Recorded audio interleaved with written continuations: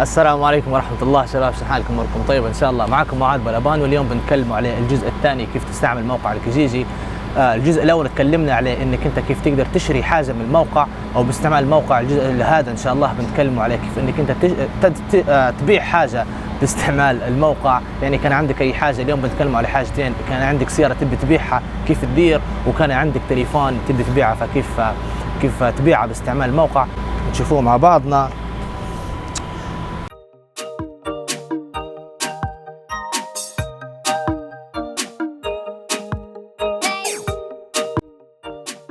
اول حاجه نمشوا لي سفاري او تمشي حتى لجوجل كروم، وفيش باس تمشي نكتبوا كيجيجي.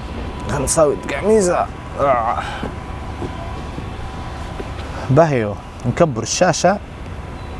شو بتدير بوست اد، يعني انك انت تبي بتدير اعلان، تنشر اعلان.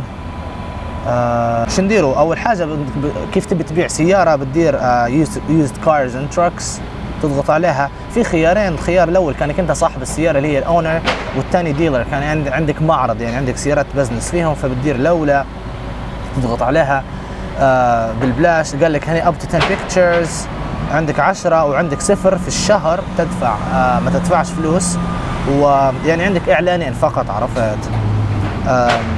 قال لك هنا two free ads. basic الاولى فتختارها، تدير select.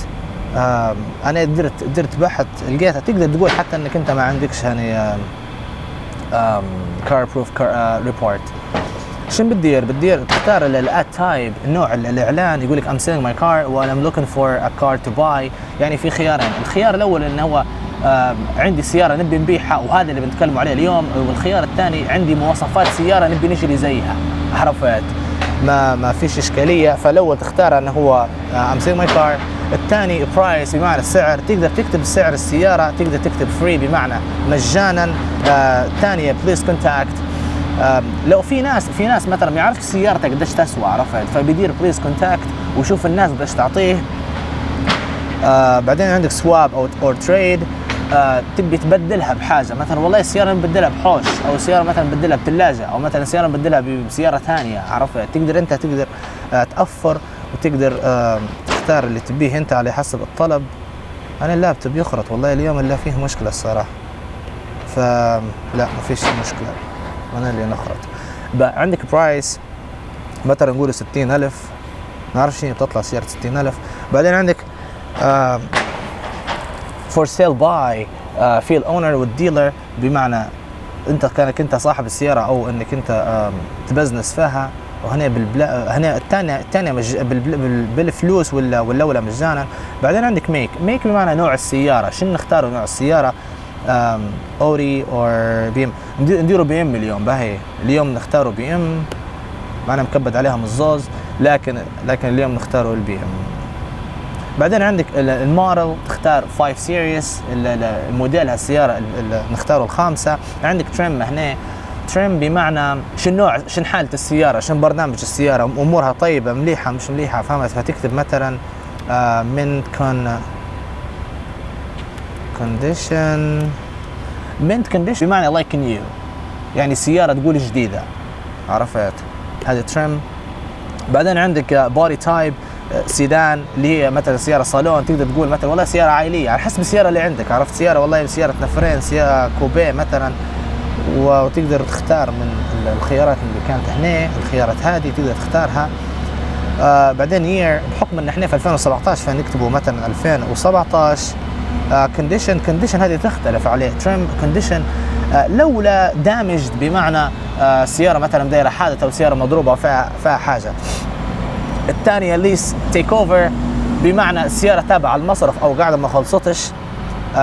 سلفج بمعنى عندها معنيين. سلفج المعنى الاول السيارة واقفة لها سنين وتوها تخدم، مثلا كانت غارقة، كانت في البحر، كانت حاجة صارت لها حاجة سيارة لكن وقفت وبعدين صلحوها وتخدم توها. والخيار الثاني اللي هو مرات تشتريها رابش، عرفت؟ مثلا في ناس يدور في مثلا موتور سيارة ما لقاش، فبيمشي للرابش بياخذ سيارة، بيشتري السيارة كلها باش بياخذ منها الموتور بس. فهذا الحالة هذه تنطبق عليه سالفج. بعدين بنختاروا يوزد احنا. بعدين عندك كيلومترز، ديروا 5000 كيلومترز. مثلا 5000 كيلو. بعدين ترانسميشن توماتيك ولا عاديه، مثلا نديروها توماتيك. درايف ترين مثلا 4x4 all wheel drive، مثلا 4x4 سياره صحراويه all wheel drive تجبد بالاربعه. فرونت ويل درايف تجبد من القدام او عجل القداميات. rear wheel drive تجبد من التالي. فهمت؟ فنديروها تجبد من التالي. color نديره مثلا بي ام، قلنا بي ام فنختار الابيض، نختار الابيض. انا مش عارف، انا تعز علي السياره تكون بي ام بيضة والصالون بتاعها بيج او الفودرة بتاعها بيج والكراسيها بيج. المهم فيول تايب مثلا جاسولين، تقدر تختار شنو نوع سيارتك. بعدين عندك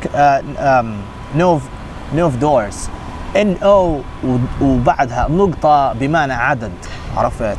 تقول عدد البيبان، عندي 4 بيبان، وعدد الكراسي 5 كراسي. وبعدين هذا الاعلان اللي بناء عليه انك انت الحاجات اللي عبيتها هنا يعني اوتوماتيكيا مشيت عبى بروحها، لكن تقدر تغيره. تقدر مثلا تقول selling my car cat، والله cat car مثلا، يعني اي حاجه تقدر تقولها، عرفت؟ ف نختاروا شو قايلين هم. بعدين عندك description في حاجات ما لقيتهاش في الخيارات، مثلا والله سياره مخبشه، سياره مثلا تقطر في زيت، سياره لو مثلا فيها حاجه ما قدرتش تقدر تشرحها انت، تقول لهم والله يا ناس مثلا نبي نبيعها اليوم، نبي نبيعها غدوه، عرفت؟ تقدر تكتب اللي تبيه انت هنا. بعدين لوكيشن سيتي اوف تورونتو، تقدر تختار المكان اللي انت فيه، السياره وين موجوده وين مكانها. فبحكم انه لقيتها قدامي تورونتو فبديروا تورونتو.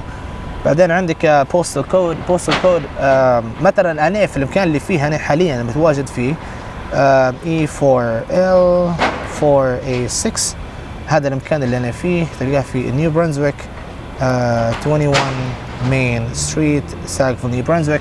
هذا المكان اللي انا فيه. ما تكتبش انت E4L 4A6 زيني زيك، لانك انت ما بتكونش معاي. هذا تابع بالشقه متاعي هنا، هذا ليه علاقه بشقتي هنا فقط، يعني انت تقدر وما انت ساكن تكتب البوستال كود. بعدين عندك هنا الصور، تقدر هنا شنو قلنا، مش تفهمنا ان عندك up to 10 pictures، عندك 10 صور ماكسيموم ولا. فهنا تقدر تحط ال10 صور بتاعك او بتاع السياره، تضغط عليها اول ما انت حاط الصوره مثلا في ديسكتوب دوكيمنت داونلود، تقدر تضغط عليها وتنزل صور السياره، او كان ما تعرفش كيف بتصور السياره تقدر تتبع الصور اللي موجودات هنا. بعدين عندك هنا هذا ما تحتاجاش. بعدين عندك كونتاكت انفورميشن، كانك انت تبيهم يتصلوا بيك تقدر تحط رقمك هنا، وكانت تبيهم يبعثوا لك ايميل تحط ايميلك، تقدر. لكن مجرد انت ما تحط ايميلك هنا، لكن بتحفظه ايميلك شنو هو الايميل اللي اعطيته لهم، لانك بترجع له بعدين.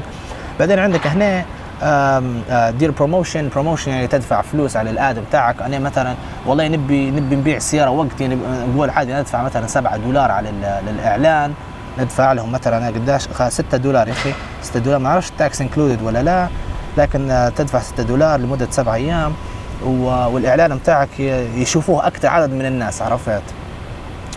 وورثت مش وورثت هذا والله ماني عارف، انا ما بعتش سياره قبل، لكن اعتقد انه وورثت يعني.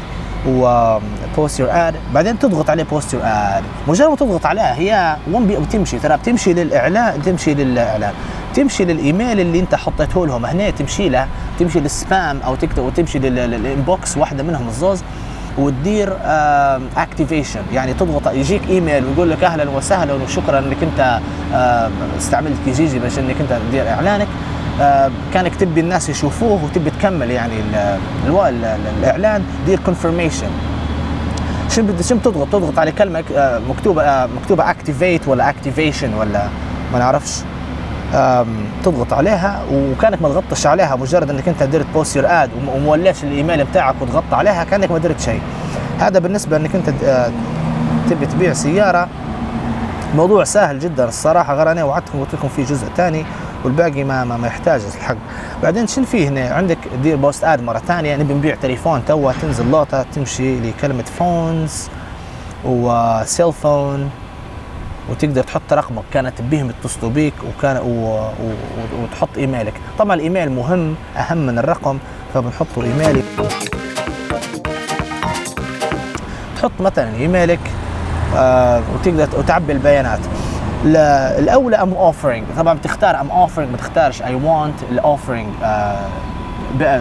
الاوفرنج معناها انا عندي تليفون نبي نبيعه، اي وانت معناها المواصفات اللي بنعباها توا نبيها تليفون، نبيها تليفون، يعني التليفون نبيه بالمواصفات اللي بنعباها توا. بعدين عندك برايس، تكتب مثلا قديش سعر التليفون اللي تبي تبيعه، اللي نحن بنبيعه قلنا. بعدين عندك بليز كونتاكت، وعندك سواب تريد.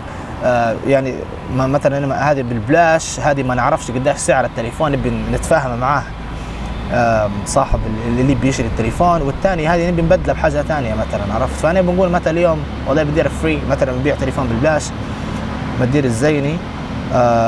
بعدين عندك براند بمعنى نوع التليفون، دير ابل، نوع ابل مثلا، بحكم ان عندي تليفون ايفون. بعدين كارير هذه تختلف في مجموعه خيارات هنا.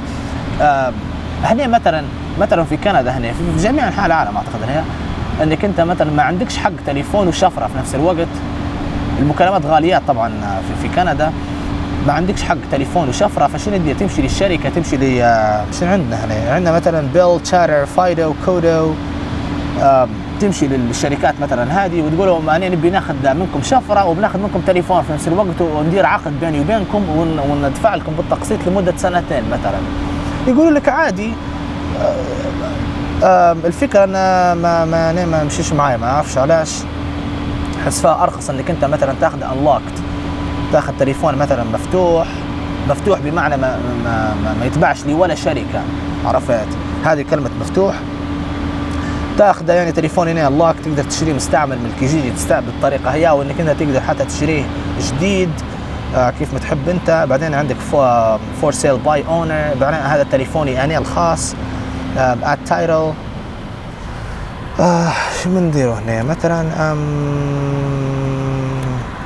selling my phone. تقدر تكتب اي حاجه، اهم حاجه كاتشي، عرفت؟ يعني حاجه ملفتة للنظر. بعدين عندك ديسكربشن، مثلا تقول والله تليفوني معوج، والله تليفوني مثلا في حاجه هنا. بعدين انا المكان اللي انا فيه اللي هو مثلا اجين، يعني انا مش في تورونتو. تقدر تكتب، انا وغير لقيتها قدامي هنا. بعدين بوستال كود اللي هو E4L4A6 اللي هو اللي نكتبوه مره ثانيه، E4L4A6 باهي. بعدين ستريت ادرس 21 ميل ستريت، ساكفيل، نيو برنزويك. هذا مكاني هنا حاليا. بعدين عند تحط صورك، تحط صورة تليفون، عشان نقول تحط صورك، تحط صور تليفونك، تمام. بعدين هذا ما تحتاجهمش. بعدين انت بتدير مثلا بروموشن، بتدير مثلا اعلان، او مثلا تدفع فلوس على التليفون. هذا اذاك تفكر فيه 5.99 انك انت تبيع سياره، وهذا عندك 3.99. المهم بعدين تدير بوستر اد، وتقدر هنا مثلا تبي تبيع اي حاجه ثانيه تدير مثلا بوست اد، تضغط عليه هي، ومش لازم تدير ساين ان، ومش لازم تدير يعني انت مثلا ساين اب، الزوز هذا مش لازم، او انك انت تدير تسجيل هنا. تقدر مثلا تدور في خدمه في وموضوع الخدمه والحاجات هي نتكلم عليها في مواقع وشن يحتاجوا باش انك انت تخدم وشن ثاني. يعني هذا بريتي ماتش عرفت. هذا بالنسبه للكيجيجي، بالنسبه لموضوع الكيجيجي. المهم راح نستمر في موضوع الفيديوهات زي ما هدرزنا. غير المره اللي فاتت انا غير منزل الفاينل كات برو نخدم عليه، بدراه لي كبدي، وعندي كانت مشكله فيه في اللابتوب، فعطلت بجي نزلت الجزء هذا. وهذا اللي عندي اليوم، وثانك يو لكم جميعا.